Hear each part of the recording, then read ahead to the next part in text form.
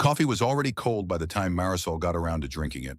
She had poured it at 6:47 in the morning, right after she dropped Lily off at her neighbor Mrs. Pacheco's apartment on the second floor, and before she laced up the sneakers that had a crack along the left sole she'd been meaning to fix with super glue for 3 weeks. She'd set the mug on the counter, taken 2 sips, and then Lily had started crying because she couldn't find her stuffed rabbit. And by the time the rabbit was located under the bathroom sink, the coffee was cold, and Marisol was already 12 minutes behind. She drank it cold anyway, standing at the kitchen window, looking out at the part of the Bronx that woke up before the sun did. One more day, she told herself. Just get through one more day. It was something she learned to say the way other people learn to pray. Not because she believed the days would get easier, necessarily, more because saying it gave the next step somewhere to land.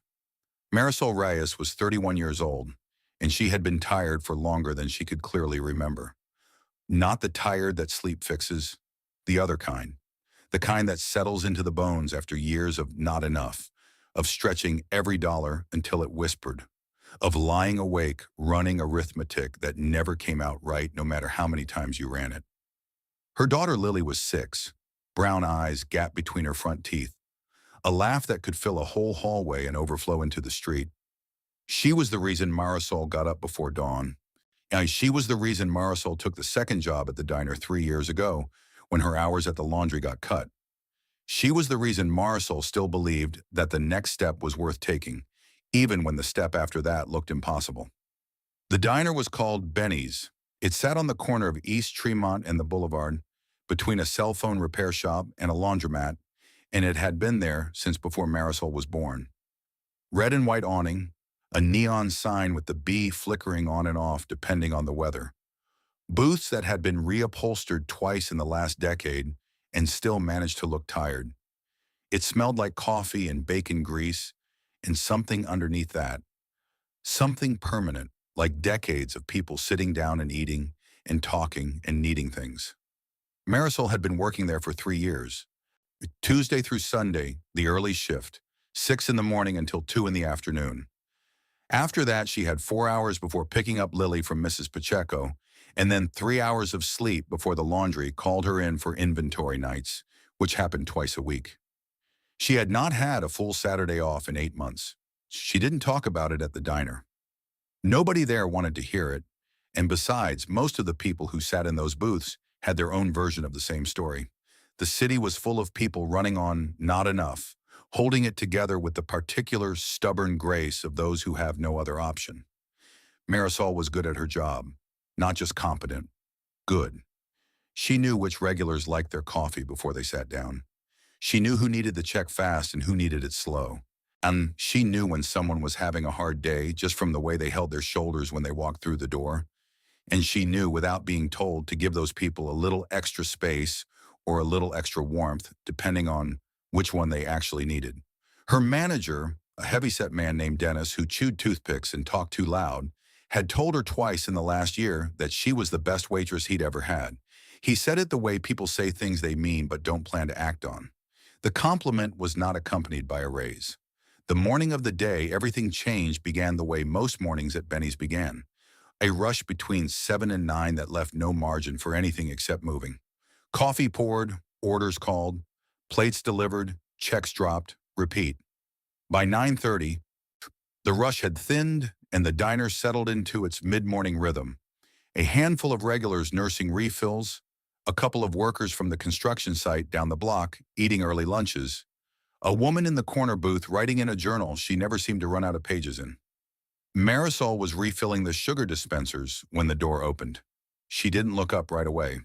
The bells above the door rang constantly, and she'd learned long ago to let her peripheral vision handle the first assessment. But something about the sound of the footsteps made her raise her head. Careful, slow. The kind of footsteps that were measuring each step before committing to it.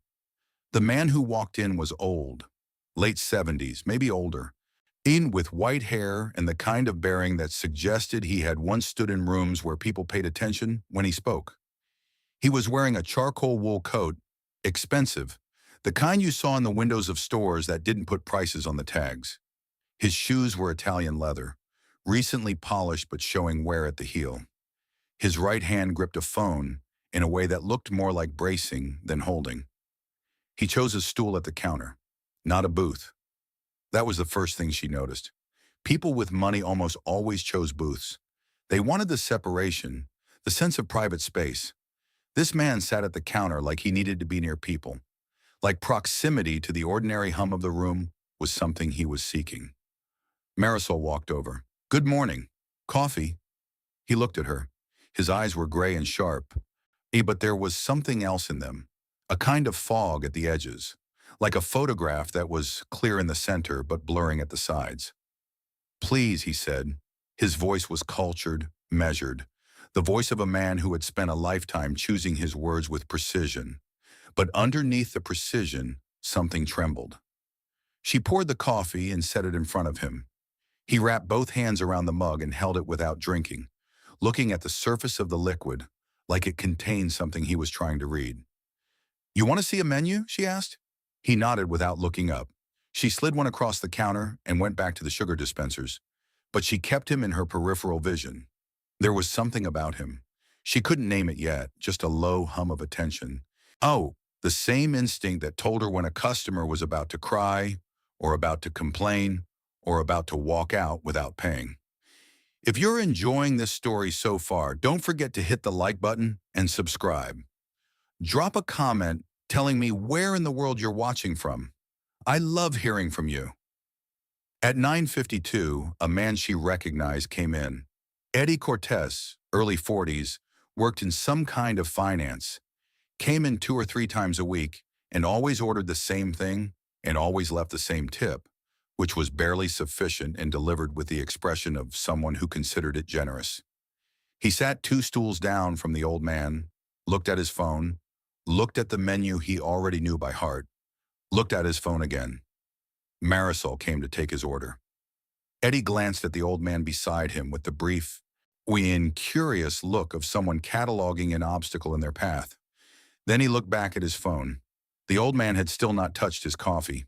She brought Eddie's order when it came up. Toast, eggs, the whole thing. She refilled the old man's coffee, though it had barely gone down. He looked at her when she poured it, a look that lasted a second longer than usual. Something in it that she couldn't translate. Gratitude, maybe. Or something older and harder to name. "You eating?" she asked him quietly. "I'm not sure I'm hungry," he said. "I mostly needed to sit somewhere." "That's all right." "You can sit." He turned the mug in his hands. "My doctor tells me I shouldn't be alone." He said it to the coffee, not to her. "I keep telling him I'm fine." She let that sit for a moment. Then she said gently, and without making it a question, "You don't look fine." He almost smiled. "No, I don't suppose I do." She left him to it and went to the other end of the counter, but she kept watching. The instinct was louder now. The hum turned up. At 10:08, the old man reached for the mug and his hand didn't make it all the way. It went sideways. He grabbed the edge of the counter. His whole posture changed, folded inward, and the gray went out of his face and was replaced by something else, something the color of old ash. Marisol was moving before she made the decision to move. She came around the counter fast, not running, because running created panic, and panic helped nothing but fast. She got to him just as he began to list to the left. She put her hand on his arm and her other hand on his back, and she said quietly and clearly, "Hon, I have you. I have you, don't worry." She felt the shaking in him through her palms. Eddie looked up from his phone. "What's wrong with him?" "Call 911, Marisol said. Her voice was calm, which surprised her even as she produced it. Eddie blinked. "Is he having a heart attack? Please call 911. Right now." Eddie looked at his phone, and then back at the old man, and then at Marisol. "I have a meeting at 11. His tone was genuinely aggrieved, as if the situation had been arranged to inconvenience him personally. "Dennis," Marisol called without taking her hands off the old man. "Dennis, call 911, now." Dennis appeared from the back, assessed the situation in a single second, and picked up the phone behind the register. Marisol helped the old man off the stool. He wasn't unconscious, but he wasn't all the way present either. When she walked him to the booth in the back corner, The one nobody chose because the heat vent above it made it warmer than the rest of the room, which in November was not a disadvantage. She settled him into the seat, took off her apron and folded it, and placed it behind his head like a pillow against the vinyl back of the booth. His eyes found her face. "Thank you," he said. The words came out frayed. "Don't talk yet. Just breathe." His name was on a card in his wallet, which he'd asked her to check for his doctor's number. Harrison Whitfield. The card listed a business address in Midtown Manhattan. Below the address, in small clean print, Chairman Emeritus, Whitfield Capital Group. She looked at the card for exactly 1 second, then she put it back. It didn't change anything. She wasn't helping him because of what was on the card. She was helping him because he was a person who needed help, and she was the person standing there. She got him water. She got him a piece of dry toast from the kitchen, even though he hadn't ordered it, because something to focus on helps. Her mother had taught her that. Gives the body a task, keeps the hands steady. She sat across from him in the booth and watched his color slowly begin to return. Dennis came back and stood at the edge of the booth. "EMS is on the way. About 7 minutes. Thank you, Dennis." Dennis looked at the old man, then at Marisol. He had the expression he always got when something was happening that was outside his area of expertise. He retreated to the register. In the booth by the window, Eddie was finishing his breakfast. He hadn't called 911. He had, Marisol noticed, moved to a different stool so the situation was entirely out of his eyeline. The old man looked at her. "I've been having these episodes," he said. It was an explanation offered with the dignity of a person who did not often explain themselves. "My wife used to insist on coming with me everywhere. Since she passed, I've been—" He stopped.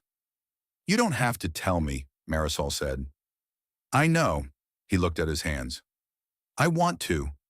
Strange as that is, sitting here in a diner I've never been to before, talking to a woman I've never met." He paused. "Do you have children?" "A daughter. 6 years old." He smiled and it changed his face entirely. "What's her name?" "Lily." "That's a lovely name." His voice was softer now. "We had a daughter. She died young. 40 years ago now." He was quiet for a moment. "You never stopped counting the years." Marisol didn't say she was sorry, which is what people usually say because it's easier than the silence. She just let the silence be what it was, something that held the weight of what he'd said without trying to dissolve it. He seemed to appreciate that more than words would have done. When the EMS crew arrived, Marisol walked them to the booth and gave them what she knew, which wasn't much but was accurate. His name, his doctor's number from the card, what she'd observed, the timeline of it. The 2 paramedics worked quickly, professionally, and within a few minutes had him stabilized. His blood pressure had dropped. "Not a heart attack," one of them said, but he needed to be checked out. He looked at Marisol from the stretcher. His hand was around the card they'd given him to hold his belongings, and he held it out toward her. "I don't need that," she said. "I know." He pressed it into her hand anyway. "That's my personal number, not the office." He met her eyes with the particular focused clarity of a man who wants to make sure he is understood. "You did something today that most people would not have done. I want you to know I see that." She put the card in her apron pocket because it seemed important to him that she take it, and because arguing with a man on a stretcher seemed unkind. Then she walked with them to the door and watched the EMS truck pull into traffic. When she came back inside, Dennis was behind the register. He looked at her with something between respect and unease, the look of a person who has witnessed someone do something that makes them feel quietly called out. "You okay?" he asked. "Fine." She picked up her order pad. What table needs clearing?" The morning continued. It always did. The world didn't pause for moments of grace. It just kept moving around them, the way a river moves around a stone, acknowledging nothing, forgetting nothing, going on. But Marisol thought about him on the bus ride home, about the way he'd said his wife's name without saying it, in the shape of the silence around the words, about the look on his face when she'd said Lily's name, about the card in her apron pocket that she'd transferred to her coat without entirely deciding to keep it. She thought about what her mother used to say, back when they were living in that apartment in the South Bronx, with the window that let in the winter and the neighbors who fought on Thursday nights with the reliability of a weekly scheduled event. Her mother, Elena, who had worked cleaning offices from midnight to 6 and still managed to come home and make breakfast and help Marisol with her homework before sleeping 4 hours on the couch. Her mother, who had said, more than once, in the matter-of-fact way she said most things, "The ones who need help don't always look like they need help, mija. Sometimes they look like the ones who have everything. But needing is needing. You treat it the same way either way." Marisol had been 9 years old the first time she heard that. She hadn't fully understood it then. She was starting to understand it now. Mrs. Pacheco met her at the door with Lily already in her coat and backpack, which meant Lily had gotten impatient approximately 45 minutes ago and started the leaving process unilaterally. This was, Mrs. Pacheco said with affection, or becoming a pattern. "Mommy!" Lily launched herself off the second step of the landing and into Marisol's arms with the full-body commitment of a child who has not yet learned to modulate her enthusiasm, which Marisol hoped would never happen, because it was one of her favorite things about her daughter. "You smell like bacon. I work in a diner, Lily. I know. I like it." Lily pressed her face against Marisol's neck. "Can we have bacon for dinner? We have eggs." "Egg bacon?" Something like that. They walked home through the early afternoon. The sky was gray and low, the kind of November sky that couldn't decide if it wanted to rain or just threaten. Lily held Marisol's hand and narrated everything they passed with the thoroughness of a tour guide who had never edited herself for brevity. "That dog has 3 legs. Huh. That building has a broken window on the 4th floor. The same one as last week. Nobody fixed it. That man is eating a sandwich with too much mustard. You can tell because it's going on his sleeve." Marisol listened and answered and stored it all up, the way she stored up everything about Lily compulsively, like someone who understands on a cellular level that things can be taken from you without warning and wants to have as much of the good things as possible held somewhere safe. At home, she made eggs in the end of a loaf of bread. She toasted because toast seemed like a meal when you needed it to.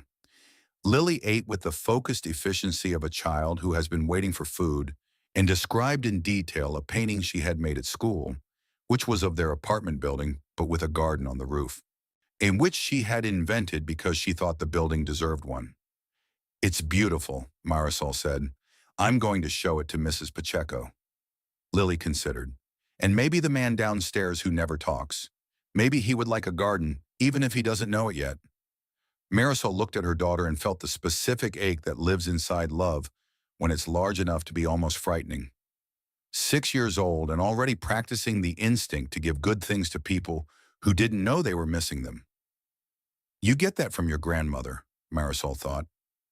She got Lily bathed and into bed, read 3 chapters of a book about a girl who could talk to birds, turned off the light and sat on the edge of the bed until Lily's breathing went slow and even. Then she went to the kitchen and opened the stack of envelopes she'd been not opening for 4 days. 3 weeks past, due on electricity. The disconnection notice was polite but unambiguous. There was a credit card bill she had been paying the minimum on for 16 months, which meant she was barely touching the principal, and the interest was a slow tide coming in. There was a letter from Lily's school about a field trip, $22, which in the context of the other numbers was almost funny. She put the bills back in the stack. Not because she had a plan, because there was nothing she could do about them at 10:30 at night, and looking at them wouldn't change what they said. She put on the kettle, sat at the table, took the card out of her coat pocket. Harrison Whitfield. The name meant nothing to her personally. But the address was real, and the card was real, and the look in his eyes when he'd pressed it into her hand had been real. She put the card in the drawer where she kept important things. Her mother's rosary, Lily's birth certificate, the lease renewal she hadn't signed yet because she hadn't figured out how to manage the $20 rent increase. She didn't call the number. Not that night. That wasn't why she'd kept the card. She kept it because something about the morning stayed with her. Not the drama of it, not the EMS truck or Eddie Cortes's studied indifference or Dennis's useful but detached competence. The thing that stayed with her was smaller and harder to name. It was the moment between the stretcher and the door when Harrison Whitfield had looked at her with those gray, sharp, when fog-edged eyes and said, "You did something today that most people would not have done." She had not thought of it as something. It had simply been the next thing to do. But she thought about it now, about all the people who had not done it. Eddie, who had moved to a different stool. The woman in the corner booth with the journal, who had kept writing. The two men from the construction site who had looked over once and then gone back to their food. Marisol was not under any illusion that she was exceptional. She was a 31-year-old woman with cracked sneakers and an electricity disconnection notice who worked 2 jobs and hadn't had a full Saturday off in 8 months. She was ordinary in most of the ways that the world measured ordinary. But her mother had taught her something that she had quietly accepted as simply the way things worked, the way breathing worked, the way mornings worked. You see someone who needs help, you help them. Not because it will be rewarded, not because it makes you special, because it is the human thing to do. And being human, in her mother's understanding of it, was not a passive state. It was a practice. It was a thing you chose every single day, especially on the days when it cost you something. It had cost her today. She'd been 12 minutes behind when the morning started, and the interruption had put her further behind on her section, which had affected her tips, which she had already calculated and found to be $43. For $43 in tips on a shift where she'd needed at least $60 to cover the electricity minimum payment. She sat in her kitchen at 10:45 at night and looked at the kettle and did not feel sorry for what she'd done. She felt sorry for the gap between what she'd needed and what she'd earned. That was a different thing. Those were 2 separate griefs, and she was practiced enough by now to hold them both without letting one cancel the other out. The kettle whistled. She made tea. She thought about Lily's drawing of the roof garden. She thought about the way Harrison Whitfield had said the word wife. She thought about her mother's rosary in the drawer. She went to bed at 11:15, set her alarm for 5:47, put her hand flat on the mattress and let the tiredness come, the way a tide comes, slowly and completely, and then she slept. She did not know yet what she had set in motion. She did not know that Harrison Whitfield had not gone quietly from her mind either, that he had lain in the hospital that afternoon thinking about her hands steadying him and her voice saying, "I have you," with the calm certainty of someone who had steadied things before and knew how. She did not know that he had asked the paramedic her name and been told, and that he had said it quietly to himself the way you say a name you want to remember. She did not know that across the city, in an apartment with 14 rooms and a view of the park, his son was being called to the hospital and was coming in a car that cost more than her annual salary and was already on his phone while he came, already managing the situation, already preparing to contain it. She did not know that in the morning she would go back to Benny's and the morning would be ordinary, and that ordinariness would hold for 6 more days before everything she thought she understood about her life began to change. She only knew what she had always known, which was enough to keep going. One more day. Just get through one more day. The radiator in the corner knocked twice, then settled. Outside, November kept its promise, and the rain finally came, soft and steady against the window, making the kind of sound that has no agenda except to be rain. Marisol slept. Lily dreamed probably of rooftop gardens and 3-legged dogs and birds who could answer back. And in a hospital room across the city, an old man who had been carrying his loneliness like a second coat for 5 years looked at the ceiling and thought about a woman who had steadied him with her hands and her voice, and her absolute refusal to treat his falling as something other than exactly what it was, a person who needed catching. He thought that his wife, who had been the most perceptive person he had ever known, would have had something to say about this. He thought she probably would have said, "It's about time, Harrison." He thought she probably would have been right. Marisol's alarm went off at 5:47. She got up. She put on the sneakers with the cracked sole. She poured coffee she didn't have time to drink and drank half of it anyway, cold standing at the window. She was 23 minutes away from a day that would begin to unravel everything. But first there was Mrs. Pacheco and Lily's coat and the bus that was always late and the diner that smelled like decades of people sitting down and needing things. First there was this. The sixth day after the morning Harrison Whitfield collapsed in Benny's diner, Marisol came in to find a black car parked on the curb outside. Not unusual exactly.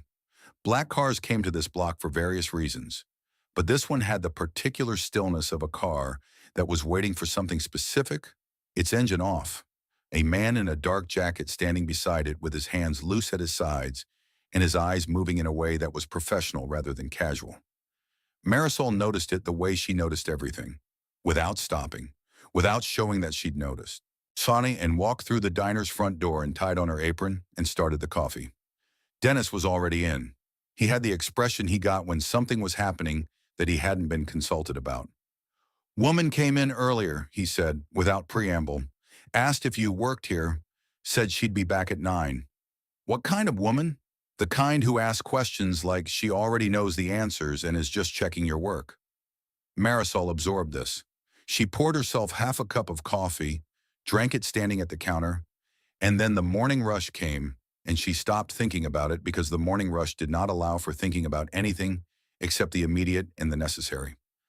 At 9:04, the woman came back. She was in her mid-50s, dark coat, the kind of efficient posture that belongs to people who have learned to move through the world as if their time is a finite resource being carefully allocated.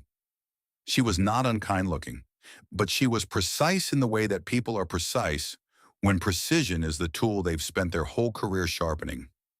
She sat at the counter, looked at the menu for exactly 30 seconds, and then looked at Marisol.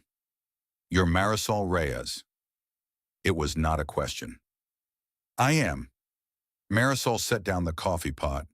"Can I get you something?" "Coffee, please. I'm Patricia Hayward. I'm the executive assistant to Harrison Whitfield. I believe you helped him last week." Marisol poured the coffee. I was just the person standing there. Patricia looked at her with the measuring look of someone recalibrating a prior estimate. "Mr. Ed Whitfield would like to thank you properly. He's asked me to extend an invitation to his home at your convenience. A car would be provided." Marisol looked at Patricia Hayward. Then she looked at the coffee pot. Then she looked at the booth in the back where table 7 needed clearing and table 9 had been waiting on a refill for 3 minutes. "Tell him I appreciate the thought," Marisol said, "but I don't need anything." Patricia Hayward paused. She had, Marisol suspected, been told this was a possibility and had prepared accordingly. "He thought you might say that. He asked me to tell you that he's not offering you anything. He's asking if he can say thank you in person." "There's a difference," he said. Marisol considered this. It was, she had to admit, a meaningful distinction. She had Sundays off. She had exactly one Sunday off per week, and she generally spent it doing the things the other 6 days left no room for: laundry, groceries, the forms and paperwork that accumulated during the week like water finding its level. A few hours in the afternoon where she sat on the floor of their apartment and let Lily climb on her and read to her and tell her elaborate stories about the birds in her books and the garden she was going to grow someday. She said, "I'm off Sunday." Patricia produced a card, slid it across the counter. "Sunday at 1 o'clock, if that suits. The address is on the card. The car will come to wherever you'd like." She paused. "You're welcome to bring your daughter, if that makes it easier." Marisol looked at the card. At the address, which was on the Upper East Side, a street she had passed on the bus but never had reason to step onto. She thought about her mother, about the way Elena Reyes had moved through the world, never making herself smaller than she was, but never making herself larger either. Just the right size, taking what was offered when it was offered genuinely and with grace, knowing the difference between charity and human decency. "All right," Marisol said. "Sunday at 1. Patricia Hayward nodded, drank the rest of her coffee, left a 20 on the counter for a cup that cost $2.50, and walked out to the black car waiting at the curb. Dennis appeared from the back. So I have plans on Sunday." Dennis chewed his toothpick. "The car outside. Is that for you?" "Apparently." He looked at her for a long moment. "Marisol, that man you helped last week, did you know who he was?" She thought about the card in the drawer at home, about the address on the business card, about the way the paramedic had said his name with the particular tone people use for names they've heard before in a different context. I knew enough, she said, and went to clear table 7. Sunday came the way Sundays came when you were waiting for them, with the strange dual quality of moving too fast and too slow, depending on which part of you was paying attention. Marisol spent Saturday evening doing the things she always did, making sure Lily's clothes for the week were clean and sorted, paying the electricity bill with money she'd pulled from the account she was supposed to be saving for Lily's school trip in January, telling herself she would replenish it before January, the way she always told herself things she was not entirely sure she could promise. Lily, who had been informed only that they were going to visit someone Marisol had helped at work, spent the better part of Saturday evening preparing what she described as a proper visiting gift, which turned out to be a drawing she had made of a sunny day with people having a picnic under a tree. There were several dogs in the drawing, of varying sizes and levels of artistic accuracy, and one very tall figure who Lily said was Marisol, identifiable by the apron. "It's good, mija." "I know," Lily said, without vanity, just assessing. "I made the tree extra big because big trees make people feel safe." Marisol looked at her daughter. "You are something," she said. "I'm 6, Lily said, as if this were a complete and sufficient answer. The car arrived Sunday at 12:45, 5 minutes early, which Marisol appreciated as a form of respect. The driver was a quiet man who held the door and didn't talk, and had the radio on low, something classical, and Lily sat pressed against the window watching the city change as they drove from the Bronx into Manhattan with the steady, observant silence of a child who is committing everything to memory. The building on the Upper East Side was old and tall and serious-looking, the kind of building that doesn't have to announce itself because the announcement is built into every stone. A doorman, an elevator with wood paneling, a floor that seemed to exist in a different relationship with sound than ordinary floors. Quieter somehow, like it absorbed things. Patricia Hayward met them at the door of the apartment. She smiled at Lily with genuine warmth, which Marisol noted and filed away. People who could turn warmth on and off for adults but couldn't fake it with children were people who had something real underneath the professional surface. "He's in the study," Patricia said to Marisol, and then to Lily. "I understand you brought something." Lily held up the drawing with both hands, presenting it the way a person presents credentials. Patricia looked at it with the full attention it deserved. "That is a magnificent tree," she said. "It makes people feel safe," Lily informed her. "The dogs are extra." Patricia led them down a hallway lined with photographs, faces and buildings, and one long shelf of books. Then she knocked on a door and opened it, and there was Harrison Whitfield. He was sitting in a chair by the window with a book open on his lap, and the look of a man who had been waiting but was too practiced at patience to let it show. He was wearing a sweater, wool, dark green, and he looked less formal than he had in the diner, and somehow because of that, more real, more present. The fog at the edges of his eyes that she had noticed before was still there, but the center was clear and sharp and aimed at her with the focused attention of someone who saw exactly what was in front of him. He stood when they came in, slowly, but he stood. "Please don't," Marisol said automatically. "I was raised to stand when a woman enters a room," he said. "Humor me." She let him.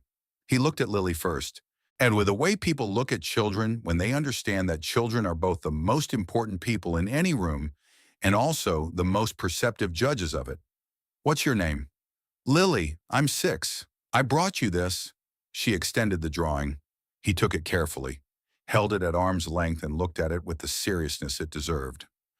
After a moment he said, "That is an exceptional tree." "I know," Lily said. "The dogs are named." She pointed to each one. "That one is Biscuit, and that one is Major, and that one doesn't have a name yet because I ran out of time. You can name him later if you think of one." Lily considered this with genuine gravity. "Okay." Harrison looked at Marisol over the top of the drawing. "Thank you for coming." He said it the way people say things when they mean more than the words themselves can hold. She sat in the chair across from him. Lily settled on the rug near the bookshelf and began what appeared to be an inspection of the lower volumes, running her finger along the spines with the seriousness of a librarian taking inventory. You didn't have to send a car, Marisol said. I wanted to make it easy. He set the drawing on the side table beside his book, where it would be visible. I've been thinking about what to say to you all week, and I still don't have it right. He looked at his hands. I'm a man who is accustomed to knowing exactly what to say. That's been true for 60 years, and I can't find the words for this. You don't need to find them. I do, actually. He looked up. Because what you did wasn't small, and I don't want to treat it like it was. He paused. You stabilized me. You talked to me like I was a person and not a problem. You did all of this while you were working a shift that I am absolutely certain did not have an hour of sitting in a booth with a confused old man built into it. Marisol smiled just slightly. It doesn't, no. I asked Patricia to find out a little about you. I hope you'll forgive the intrusion. He said it without any sense that the intrusion was unusual, but with genuine apology for the personal nature of it. I know you work 2 jobs. I know you have a daughter you're raising alone. I know that morning cost you time and tips you needed. She held his gaze. It didn't cost more than I could manage. Maybe, but it cost something, and I want to do something about that. He held up his hand before she could speak. Before you refuse, let me say what I'm thinking, and then you can refuse with more information. She almost laughed. All right, I'd like to pay your electricity bill. Not as a reward, as a debt. There's a difference. He said it the same way Patricia had repeated his distinction between offering and asking, as if he was a man who understood that the framing of a thing determined whether it was dignified or diminishing. You provided a service in a moment when I needed one. The service had a cost to you. A debt is simply a recognition of that. Marisol looked at him. It was a careful argument. Not incorrect exactly, but not the whole thing either. It's more than the electricity, she said. He waited. It's the way you're thinking about it. She chose her words carefully. If I help someone because they owe me after, it changes what the helping is. She paused. I helped you because it was the right thing to do, not because of what comes after. If I take something from you because of it, even something I need, then the help becomes a transaction. And it wasn't a transaction. It was just... She stopped. It was just a person who needed steadying and a person who was standing there. Harrison Whitfield looked at her for a long time. Outside the window, Central Park spread itself in November gray and brown, bare trees and the last of the season's visitors moving through the paths below. My wife, he said finally, used to tell me that I intellectualized generosity, that I turned it into a category of transaction because I didn't know how to receive it as a purely human thing. What did you say to her when she said that? I told her she was probably right, and then I thought about it for 3 days, and then I admitted she was entirely right. His voice was gentle with the memory. She was almost always entirely right. It was one of her less restful qualities. How long were you married? 44 years. She looked at the photographs on the wall, visible through the half-open door of the study. One of them showed a younger Harrison beside a woman with dark hair and a laughing expression, standing somewhere that looked like it might be Italy, one of those streets made of pale stone. She's beautiful, Marisol said. She was extraordinary. He followed her gaze. She died 3 years ago. He paused. I find the apartment very large now. I find most things very large. Marisol thought about her own apartment, 3 rooms for 2 people, where every corner was occupied and the walls were covered in Lily's drawings, and it was small in every physical measurement and somehow enormous in all the ways that actually mattered. She thought that largeness and loneliness were not the same as each other, but that sometimes the largeness made the loneliness louder. Before she could respond, the door opened and a man walked in. He was in his mid-40s, broad-shouldered, with his father's gray eyes but none of the fog at the edges. His eyes were sharp all the way through, and they landed on Marisol with an assessment that was rapid and thorough and not entirely friendly. I didn't know we had company. Harrison's expression settled into something careful. This is Marisol Reyes. Marisol, my son, Garrett. Garrett Whitfield crossed the room and shook her hand with the firm efficiency of someone performing a social protocol rather than a greeting. Ms. Reyes. He looked at his father. Patricia said you were resting. I was reading. Harrison's voice was mild but precise. Those are different things.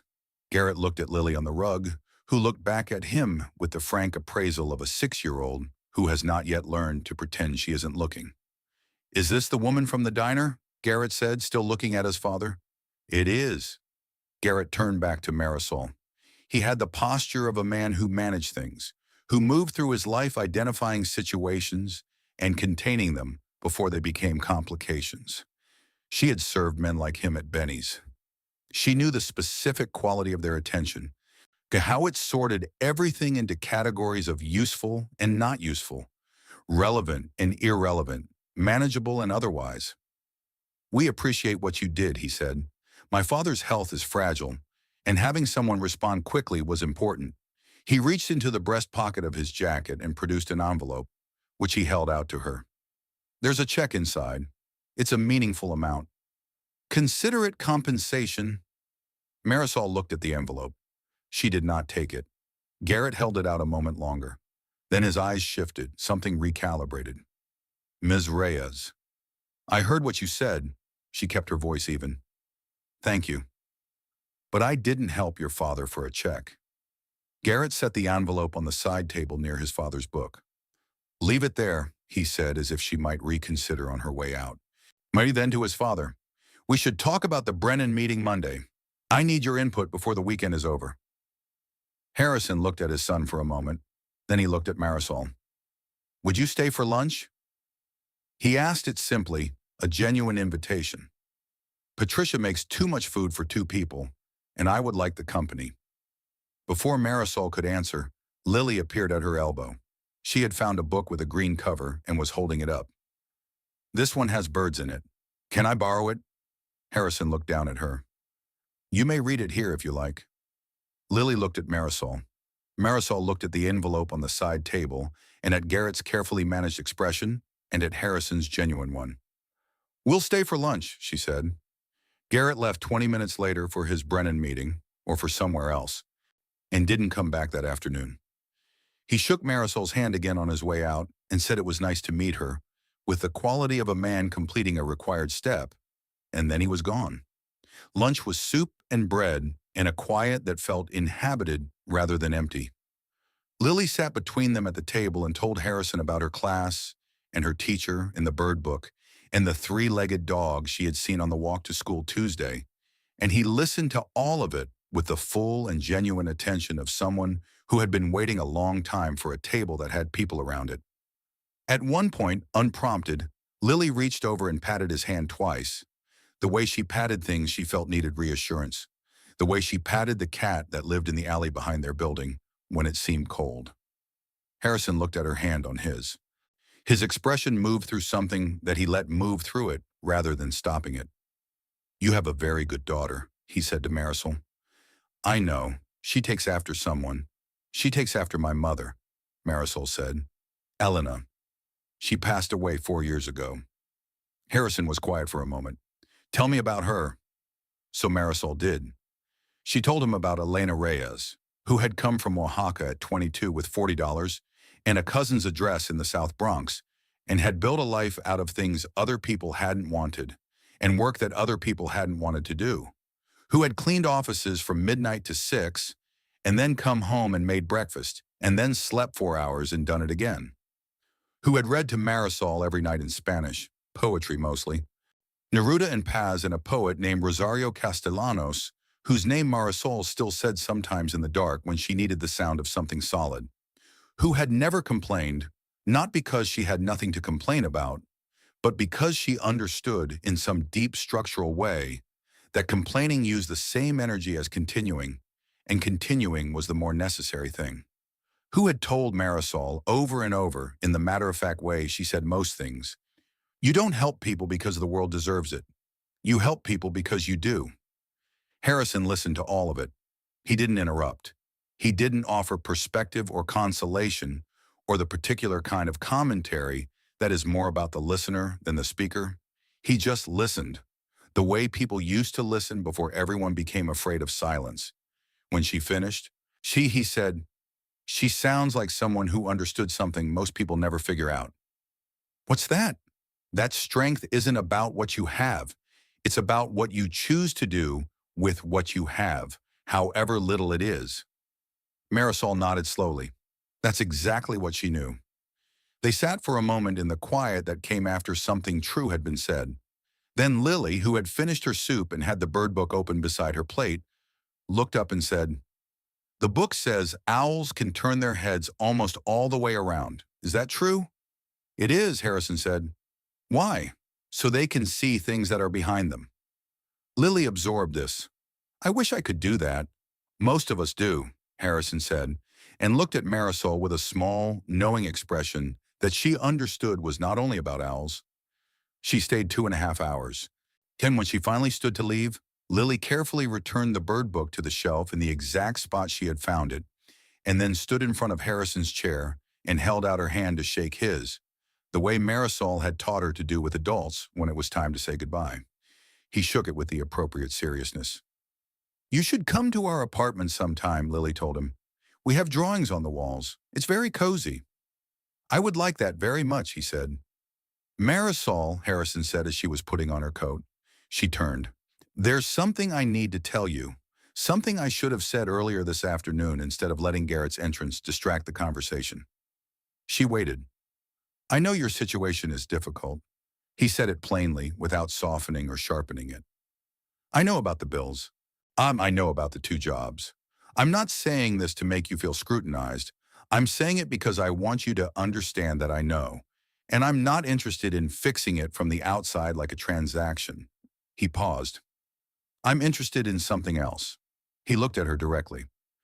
"I'd like to offer you a position, not charity, not compensation, a real position, working with my foundation, administrative coordination, community liaison, the work you clearly already know how to do."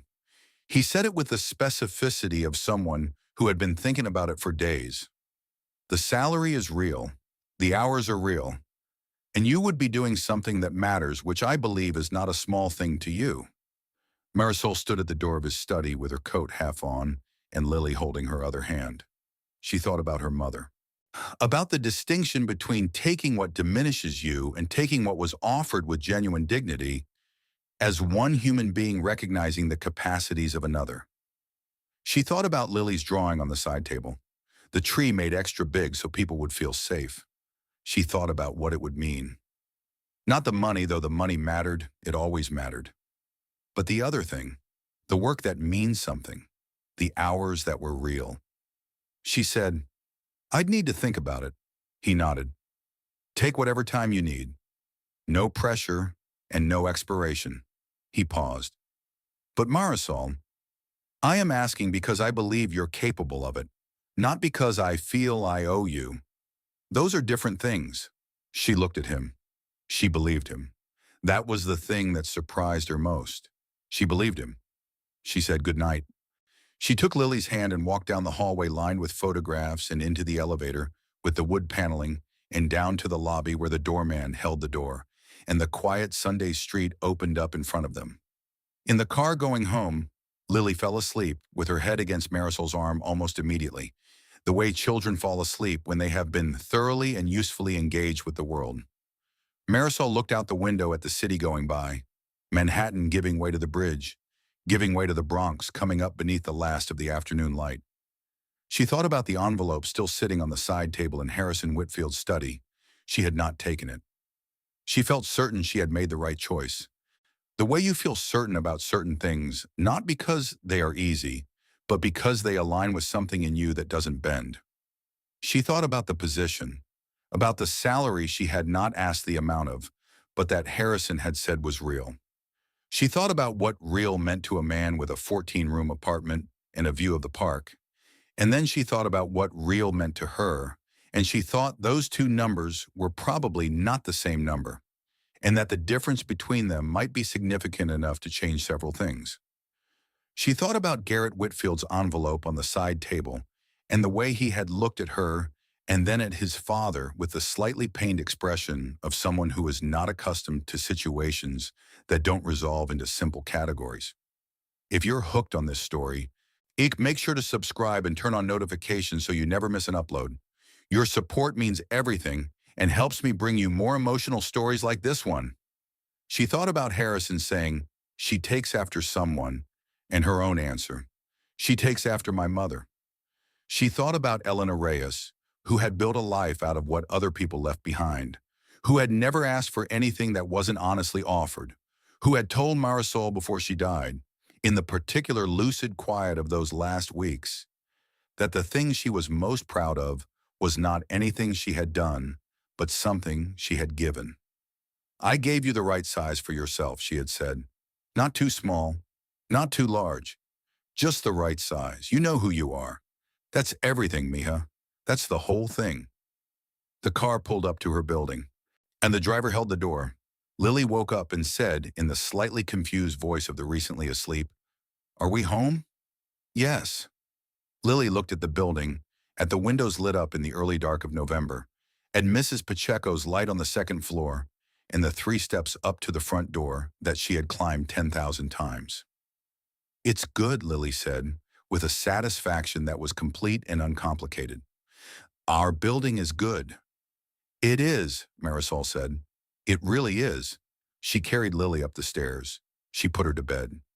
She sat at the kitchen table with the bills in their stack, and the drawer with her mother's rosary, and the business cards she hadn't thrown away, and thought for a long time in the particular quiet of a Sunday night in November. Then she took out her phone. She found the number Patricia Hayward had left on the card. However, she sent a message. "Thank you for Sunday. I'd like to discuss the position if the offer still stands. Marisol Reyes." She put the phone down. She did not wait for the answer. She already knew it was yes.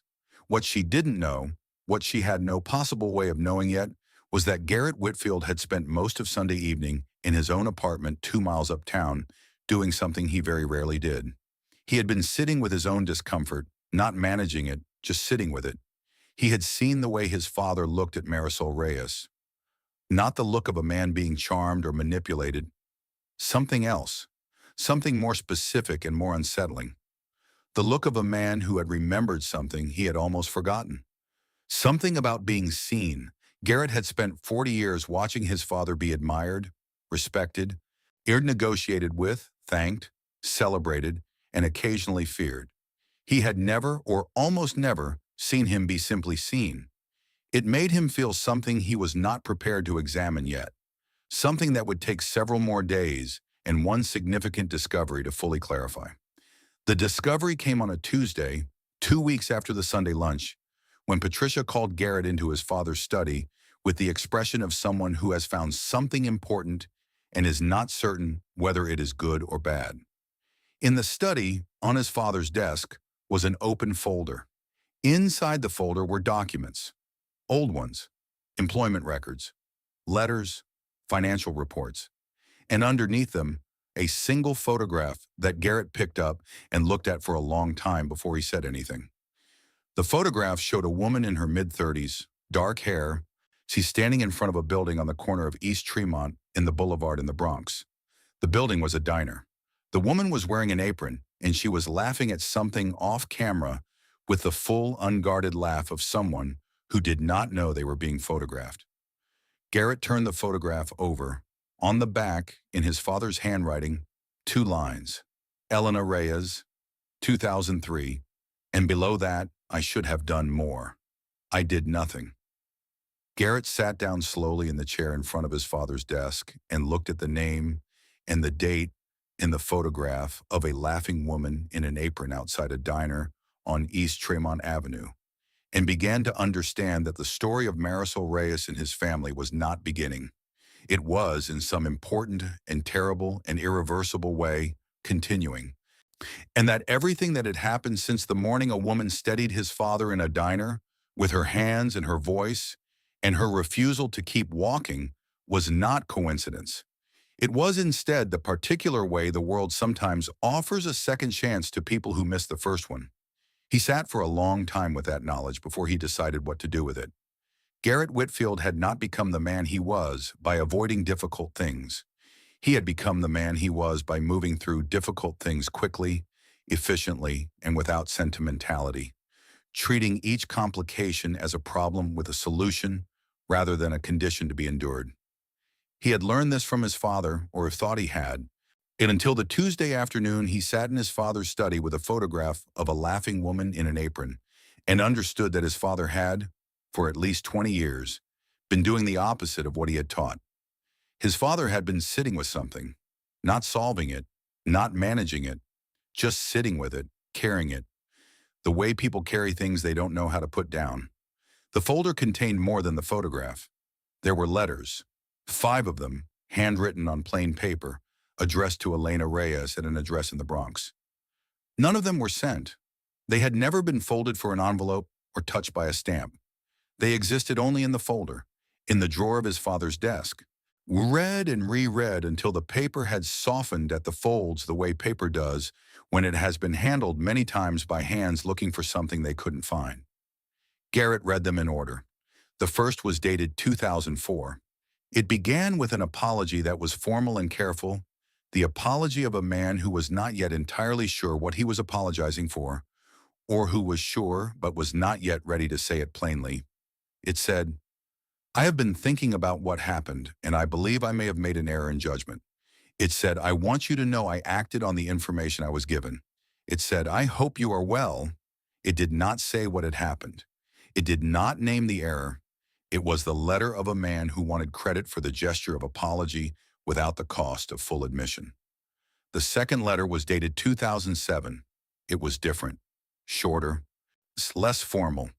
The language had changed in the way language changes when someone has spent 3 years in conversation with their own conscience and come out the other side of some internal argument. It said, "I know now that what I was told about you was false. I have known for 2 years. I have not written because I did not know how to face what that means." It said, "You deserved better from me. You deserved better from all of it." It still did not say what had happened. The third letter was dated 2011. This one Garrett read twice. It was the longest of the 5 and the most honest, and it was the one that told him everything. In 2002, Elena Reyes had been working at a company called Bridgepoint Community Partners, a nonprofit organization that had received a significant grant from the Whitfield Family Foundation, Summer Harrison's philanthropic arm. She had been the organization's finance director, a position she had worked her way into from a bookkeeping role over 6 years, largely through the kind of meticulous, unsparing competence that organizations either reward or resent depending on whether they have something to hide. Bridgepoint had something to hide. Elena had found it, a pattern of financial mismanagement that was, in the polite language of nonprofit governance, irregularities, and in the less polite language of what it actually was, deliberate fraud. Grant money designated for community programs being redirected, numbers that didn't reconcile, a paper trail that someone had tried to bury and had not buried deeply enough. She had brought her findings to Harrison Whitfield directly, not through intermediaries, directly, because the money was his foundation's money, and she believed he deserved to know the truth and would want to know the truth and would act on it. Harrison had been told by the director of Bridgepoint, a man named Charles Adler, who was well-connected and well-regarded and had been a friend of Harrison's for 15 years, that Elena Reyes was a disgruntled employee fabricating accusations to cover her own financial irregularities, that she had been siphoning money for years and had constructed this accusation to preempt her own exposure. Harrison had believed Charles Adler. He had not investigated. He had not asked for documentation. He had not given Elena an opportunity to present her evidence. He had simply, on the word of a man he trusted and liked, made a phone call that had ended Elena Reyes' career in nonprofit finance. In a phone call to the board of a subsequent organization she was trying to join, a quiet word, an advisory, the particular social machinery of people with influence, used casually, the way people use tools they don't have to think about. Elena had spent the next 3 years trying to find work in her field. She had not found it. The word had traveled the way words travel in small professional worlds. Eventually, she had stopped trying and taken the janitorial work and the cleaning contracts and the before-dawn shifts that paid what they paid and left what they left. The third letter said, "I learned the truth in 2009 Charles Adler died, and his papers were found to contain documentation of exactly what you had reported. Everything you told me was accurate. Everything he told me was a lie designed to protect himself. And I had no way of reaching you by then. I looked. The address I had was no longer valid. I hired someone to look further and was told you had moved several times and that you were working cleaning contracts in the Bronx. The letter said, I should have looked harder. I should have looked immediately. I should have looked in 2002 before I made any phone calls. I should have given you the basic human courtesy of asking for your evidence before I acted on someone else's account of you. The letter said, I am sorry. It is insufficient. I know it is insufficient, but I am writing it because the alternative is continuing to say nothing, and I have been saying nothing for 7 years, and it has not made any of this better. It was not sent. The fourth letter was dated 2015 and was very short. It said only, I have been told you are ill. I do not know how to help without making this worse. I do not know if there is anything that is not too late. It said, I think about your daughter. I hope she is all right. The fifth letter was dated 2019, 1 year after Elena Reyes had died. It said, I found out last month. I am so sorry. I am sorry you never had the chance to hear what I should have said 20 years ago. I am sorry your daughter grew up the way she grew up because of a phone call I made without thinking hard enough about who was on the other end of it. It said, I will find a way to make this right. I don't know what that looks like yet, but I will find it. Garrett sat with all 5 letters for a long time. Then he went to find his father. Harrison was in the sitting room reading, and he looked up when Garrett came in and saw the folder in his son's hands and the expression on his son's face, and he did not look away. He closed his book. You read them. I read them. Harrison set the book on the table beside him. His hands were steady. His face had the quality of a man who has been expecting a particular conversation for a long time and has made a kind of peace with the waiting. When did you find out? Garrett asked. About Adler. 2009. Harrison said it plainly. His papers went to his estate, and a lawyer who was handling the estate contacted me because some of the documents referenced the foundation. He paused. The documentation was complete. Everything Elena had reported to me was fully accurate and fully documented. Charles had been defrauding the grant program for 4 years, and you didn't tell anyone. Yeah, I told the board. We recovered what we could of the funds. We changed our oversight procedures. He looked at his hands, but I didn't. He stopped. You didn't tell Elena. Garrett kept his voice even. You didn't clear her name. I tried to find her. Harrison's voice did not change, but something in it shifted. The weight of a thing that has been justified and rejustified and found wanting every single time. I tried in 2009 and had difficulty locating her. And then I told myself it was too late to undo the damage. I told myself that finding her after 7 years and saying I was wrong would hurt her more than help her, would reopen wounds that had begun to scar over. But you knew she was in the Bronx. Garrett held up the fourth letter. You knew she was ill in 2015? You knew where she was. Harrison was quiet. You had her address? Garrett said. And you wrote a letter you didn't send? Yes. Why? Garrett's voice stayed controlled, but only because he was holding it there with effort. She was dying, and you had her address, and you wrote a letter and didn't send it. Why? Because, Harrison said, and his voice finally broke the surface of its composure. Because I was ashamed. Because showing up at the door of a dying woman who was dying in part because of what I had done would have been for me. It would have been so I could feel like I had done something. It would not have been for her. By then, I truly believed that. I believed that the kindest thing I could do was stay away. Garrett looked at his father. He looked at him for a long time, and what he felt was complicated in the way that feelings about parents are always complicated, layered with love and disappointment and the particular grief of understanding that the people who shaped you were doing their best with what they had, and that their best was sometimes not enough. He said, she has a daughter. You know that. I know. The daughter is working 2 jobs in the Bronx to keep the lights on, Garrett said. The daughter came to this apartment last Sunday and ate soup at your table, and her little girl told you to come see the drawings on their walls. Harrison said nothing. He didn't need to. And you offered her a job. Yes. Garrett set the folder on the coffee table. He sat down across from his father. He looked at the folder, and then at his father, and then at the window in the park beyond it, gray and bare in the November afternoon. Does she know? He asked. Any of it. Does Marisol know what happened with her mother? Harrison shook his head slowly. Not from me. I don't know what Elena told her. Then she doesn't know why you hired Patricia to find out about her. She doesn't know that when she walked into your diner and steadied you, you already knew her mother's name. I didn't know her, Harrison said quietly. Not that morning. I was having an episode. My mind was genuinely not. He paused. I did not recognize her in the diner. Not consciously. But when I was in the hospital afterward and they told me her last name, something came back. And then I had Patricia confirm it. So you knew by the time she came on Sunday? Yes. And you still didn't tell her. Harrison looked at his son without flinching. No, I didn't. Because I needed to understand first whether what I wanted to do was for her or for me. Whether I was trying to make amends in a way that served her or in a way that relieved my own conscience at her expense. Garrett was quiet for a moment. And what did you decide?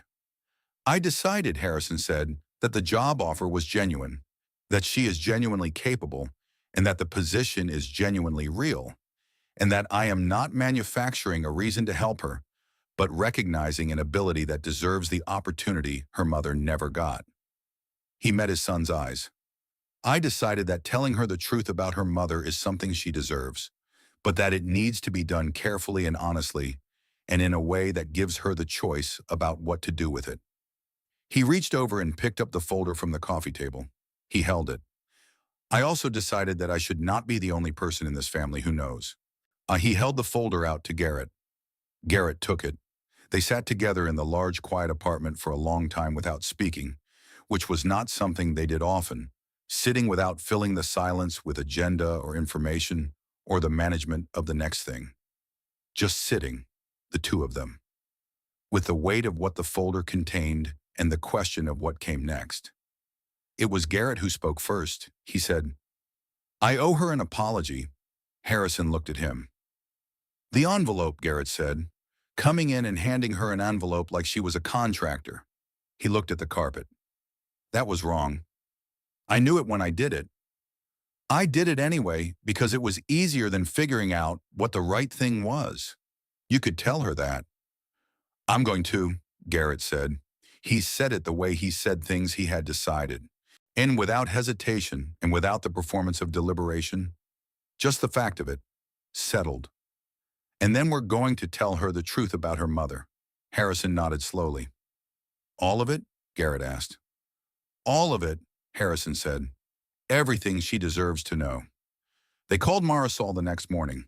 Patricia made the call because that was appropriate and because Marisol's relationship with Patricia had the professional courtesy of mutual respect that made the call easier to receive. Patricia said only that Harrison would like to meet with Marisol and that it was important and that he hoped she would come. She said it wasn't about the job offer. She said it was something else. Marisol came on a Wednesday evening after her shift at Benny's, still in the clothes she had worked in. Here's because there had not been time to go home and change, and she had not wanted to make them wait. She smelled like coffee in the cold, and she sat in the same chair she had sat in on Sunday, and looked at Harrison and then at Garrett, who was standing near the window with an expression she had not seen on him before. He looked, she thought, like a man who was about to say something that was going to cost him. Garrett spoke first. I want to apologize for the envelope, he said. He said it directly without preamble or softening. What I did was reductive and disrespectful, and I was wrong to do it. I treated you like a transaction because I didn't know how to handle something that wasn't a transaction, and that was a failure of character on my part, not a misunderstanding. Marisol looked at him. She believed him, the same way she had believed his father on Sunday. Not because the words were right, though they were, but because of what was underneath them. The particular quality of a person who is saying a hard thing because it is true and not because it is useful. Thank you, she said. Garrett nodded. Then he sat down and Harrison leaned forward in his chair, And what came next took 40 minutes and changed everything. Harrison told her, not the letter version, not the careful, managed version of a man protecting himself. The full version. Elena and Bridgepoint and Charles Adler, and the phone call Harrison had made, and the years that had followed in 2009, and the letters he had written and not sent in 2015, and her mother's illness and his silence, in 2019, and the year after her mother died, when he had finally written the last letter. It is the one that said, I will find a way to make this right, and had not known yet what that would look like. He told her about the morning in the diner, about not recognizing her consciously in the episode, but knowing her name afterward, and understanding then who she was. He told her about the Sunday lunch, and about making the job offer, and about the distinction he was trying to hold between doing something for her and doing something for himself. He told her he was still not entirely certain he had gotten that distinction right. He said, I am telling you all of this because you deserve to know. Not because it helps me to tell you, because it is yours. The truth about your mother is yours, and I kept it from you. And that was wrong, and I am not going to keep it from you any longer. Then he was quiet. And Marisol sat in the chair and did not speak for a long time. The room was very still. Outside, the city went on in its ordinary way, indifferent and continuous. Inside, the particular silence of a room where something important has just been said, and the air needs time to settle around it. Lily, Marisol said finally. Her voice was careful and even. Not cold, careful. She was saying her daughter's name the way she said it when she needed something solid to hold on to. Lily's picture is still on that table. Harrison looked at the drawing, the tree made extra big so people would feel safe. It is. My mother worked her whole life, Marisol said. After the nonprofit, after whatever you did with that phone call, she worked cleaning offices from midnight to 6. She did it for years. She never told me why she left finance. She said the field wasn't for her. She said she found something better. She paused. She protected me from it. Yes, Harrison said. I believe she would have. She died in a hospital bed that cost almost nothing because she had almost nothing. Marisol looked at him steadily. She had brilliant mind and 20 years of experience, and she spent those 20 years on her knees cleaning other people's floors because a man she had tried to help decided to believe someone else instead of her. Yes. Harrison did not look away. He did not qualify it or contextualize it or reach for any of the language that people reach for when they want to acknowledge something without fully holding it. He just let it be what it was, in the room between them. Marisol looked at Garrett. Did you know? No, Garrett said. I found out 2 days ago. He said it plainly. I have spent 2 days thinking about what that means and what the right thing to do is, and I still don't have a complete answer. But I know that you needed to know and that telling you was the right place to start. She looked at the folder on the coffee table. Harrison pushed it gently toward her. Those are the letters, he said. You don't have to read them now. You don't have to read them at all. But they're yours. Marisol put her hand on the folder, but didn't open it. What do you want from me, she asked. Both of you. What does telling me this accomplish for you? It was the same question she had asked Harrison on Sunday. He recognized it. He had an answer this time that was clearer. Nothing, he said. I don't want anything from you. I want to give you something. Not money, not a transaction. He chose his words carefully. I want to give you her name back. Your mother's name. The truth of who she was and what she did and why she lost what she lost. You deserve to carry that clearly. Marisol sat for a long time.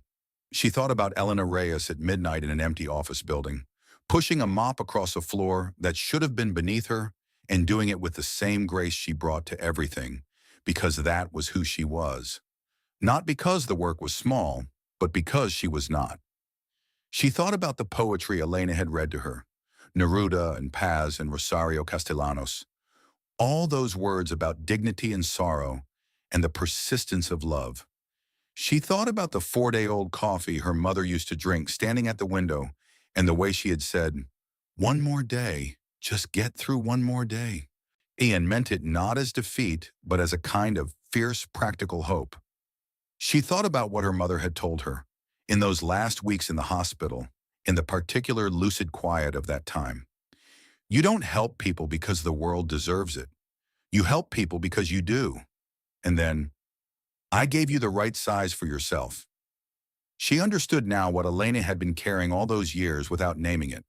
Not just the loss of the work, not just the financial hardship, the knowledge that she had done the right thing and had been punished for it and had never been able to tell her daughter why, because telling her daughter would mean teaching her daughter something about the world that Elena was not ready to teach, that doing the right thing sometimes ends this way. Now that honesty sometimes costs you everything and leaves you with nothing but the fact of having been honest. Elena had not wanted Marisol to know that. She had wanted Marisol to go on believing, as Elena believed, that the choice to be good was enough in itself, that the outcome was not the point. She had given Marisol that belief so completely, so seamlessly, that Marisol had carried it for 31 years without ever knowing it had been earned the hard way. She felt the grief of that move through her, clean and quiet and complete. Then she felt something else, something that took a moment to recognize because it was unexpected. She felt proud of her mother, more proud than she had ever been, which was saying something, because she had always been profoundly proud of Elena Reyes. But this was different. This was the pride of fully knowing, of having the complete picture and seeing, in the complete picture, the full size of what her mother had been. She had known anyway. Elena had made her choices in the dark, without recognition, without the story being told, without anyone knowing. She had been that person anyway. Marisol straightened in her chair. "I want to ask you for something," she said to Harrison. "Anything," he said, and meant it. "I want my mother's name cleared, publicly, not quietly, not in a folder, not in a private acknowledgement between us. I want the truth of what she did and what was done to her to be known." She looked at him steadily. She was a whistleblower who tried to protect money that was meant to help people. She was destroyed for it. That story deserves to be told. Harrison nodded without hesitation. "Yes, and it does. I also want the Bridgepoint fraud to be fully documented and disclosed, wherever that documentation still needs to go. Whatever the foundation can do to make that record complete." "Already in process," Garrett said. He had pulled out a small notebook and was writing. "Since Tuesday," Marisol looked at him with brief surprise. He met her eyes. "I move fast when I've decided something," he said. "It's one of my better qualities." She almost smiled. "And the job offer," she said to Harrison, "I want to know exactly what it is. Not the generous version, the real version. What the work is and what it pays and what you actually need done," Harrison told her. He told her precisely, with the specificity she had asked for. The Whitfield Family Foundation's Community Programs Division, which managed grant relationships and community partner oversight, had been running on a staffing deficit for 2 years. The position was a genuine operational need, not a created role. The salary he named was a number that Marisol had to keep her face still to receive without showing what it meant. It was more than her 2 jobs combined. It was, in fact, a number that solved several things at once, and she allowed herself exactly 1 second to feel the weight of that before she set it aside and kept listening. When he finished, she said, "I'd need a week to transition out of Benny's properly." "Of course," Harrison said, "and I want Lily to be able to visit sometimes." She looked at him directly, daring him to find this excessive. "You told her she could come and see the drawings on our walls. I want that to be a real thing, and not a thing you said." Harrison looked at Lily's drawing on the side table. The tree made extra big, the picnic, the dogs with names, and the one who still needed one. "It is a real thing," he said. "I would like that very much." Garrett was still writing in the notebook. He turned a page. "There's one more thing," he said. He didn't look up from the notebook. He said it with the careful concentration of a man who is choosing to do something that is harder than it looks. He said it quietly and precisely, and what he said was this: "My father's foundation is going to establish a name fund in your mother's honor. A scholarship fund for first-generation students entering nonprofit finance and community development. The kind of work your mother did and did well and deserved to keep doing." He looked up. "And it will be called the Elena Reyes Fund, and it will be announced publicly with the full account of who she was and what she did and why she deserves to have her name on something that keeps growing after her." The room was very still again. Marisol put both hands flat on her knees. She looked at the window, then at the photograph she could see through the study door, the one of Harrison and his wife in Italy, the woman laughing in the pale street.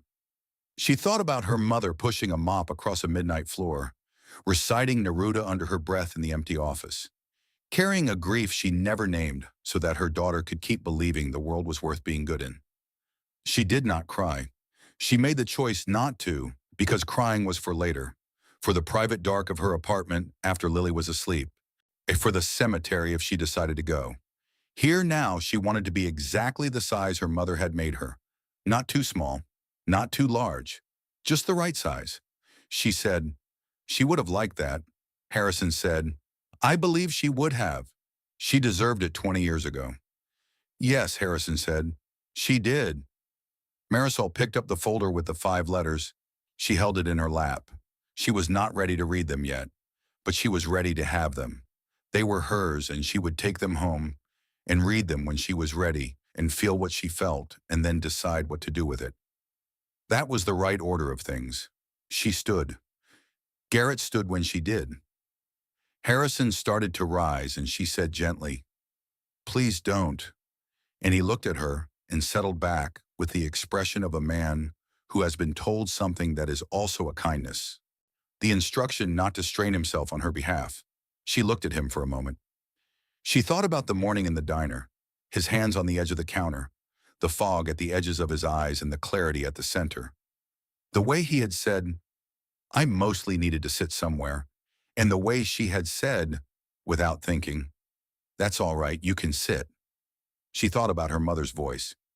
"You see someone who needs help, you help them." She had helped him, not because she knew who he was or what he had done or what it would mean, because he was a person who needed steadying, and she was the person standing there. She thought that her mother, wherever she was, in whatever form things continue and after they leave us, already knew all of this, already knew how it had unfolded, already knew about the folder and the letters and the fun that would carry her name. She thought that Elena Reyes, who had spent 20 years carrying a truth that no one confirmed for her, who had died without hearing the words, "I was wrong and I knew it, and I am sorry," who had given her daughter the right size for herself without ever telling her what it had cost, would not have wanted Marisol to walk out of this apartment carrying more than she came in with. She would have wanted Marisol to walk out lighter. The way you walk after you've set down something heavy that you've been carrying so long, you forgot the weight had a name. She looked at Harrison Whitfield, old and frail and present, carrying his own heavy things, having finally decided to set some of them down. "I forgive you," she said. She said it simply, the way her mother had always said true things, without performance, without the requirement that it be received in any particular way. It was not for him. It was not even entirely for herself. It was for Elena, who had already done it, who had carried forgiveness in her chest for 20 years, because it was lighter than the alternative, and who had given that knowledge to Marisol without ever explaining where it came from. Harrison closed his eyes briefly. When he opened them, they were bright. "Thank you," he said.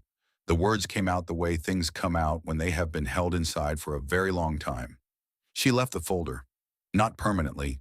She told Patricia she would come back for it when she was ready.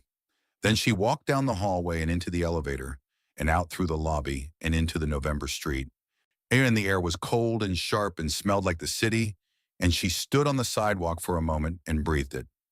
She thought about Lily at home with Mrs. Pacheco, probably already in pajamas, probably already trying to negotiate one more chapter of the Bird Book.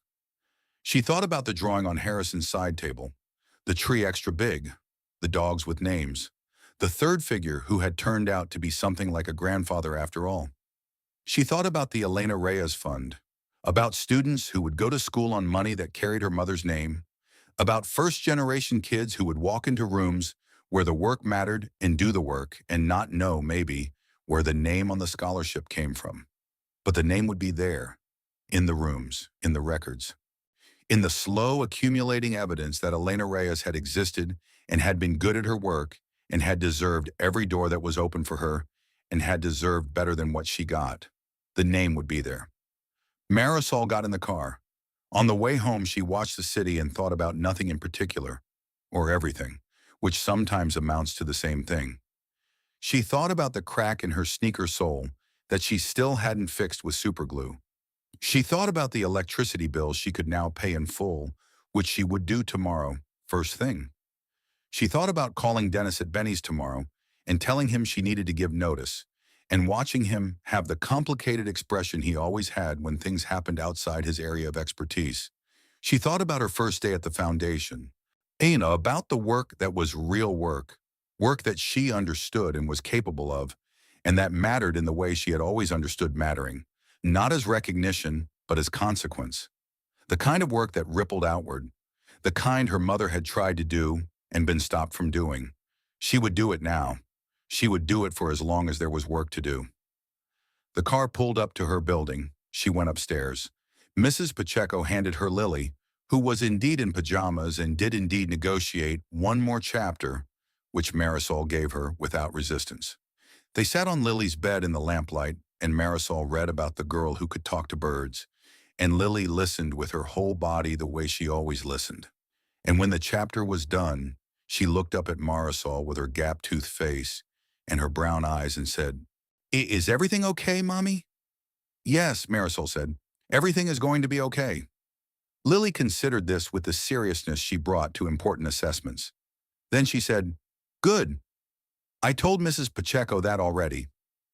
Marisol looked at her daughter. "How did you know?" "I didn't." Lily shrugged with the magnificent simplicity of a child who has not yet learned to limit her certainty to the things she can prove. But sometimes you just know things are going to work out. "Grandma Elena told me that." Marisol was very still. "When did she tell you that?" Lily looked thoughtful. "I don't know exactly. Just, I know it. Like I always knew it, even from before." Marisol pulled her daughter close and held her in the lamplight of the small room with the drawings on the walls and said nothing for a while, because nothing was the right thing to say. Outside, November continued. The cold and the dark and the city, all of it ongoing, all of it indifferent in the way that cities are indifferent, which is not the same as uncaring. The city contained all of it.